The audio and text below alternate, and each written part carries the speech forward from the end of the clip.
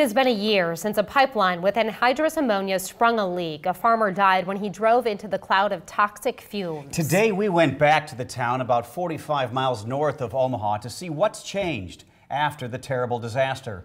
Reporter Nick Starling spent the day in Burke County. This is where the anhydrous ammonia pipelines are here on County Road P. You can see now there's a memorial for Philip Hennig with flowers, tractors, crosses to give you kind of an idea of what kind of a guy Philip was, as he lost his life when he drove into a plume of anhydrous ammonia nearly a year ago.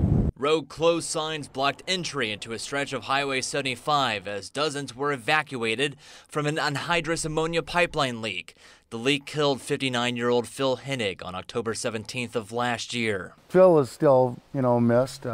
We think of him every day when we go by his house. Sandra and George Kalant lives near Hennig and can't believe it's been a year since the tragic incident. The year has really gone fast. They rode out the evacuations for days, staying at this hotel with their dog. It was an unusual time. They remember being told to leave. Law enforcement came by and told us that we needed to evacuate and go to Decatur. It was kind of misbelief, and it took us a while to realize what was going on. They both own a farm with all sorts of animals. One of their main concerns was what they would find when they returned almost a week later. We really kept an eye on, especially the bulls, which are right next to the pipeline break. I feed them every day.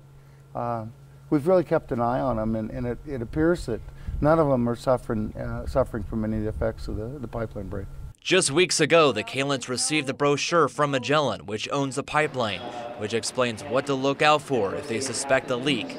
This time, they made sure to look it over. Knew it was real. This can really happen. We're taking things serious, and when we get brochures, which we've gotten brochures this year, we've read them. It's an anniversary they'll all remember, but one they don't like to think about. A time to remember. You could tell it was still very hard for people to talk about that date nearly a year ago, as Hennig was very prominent in this community as his family still continues on his traditions here in Tekamah. Reporting near Tekamah, Nick Starling, 3 News Now.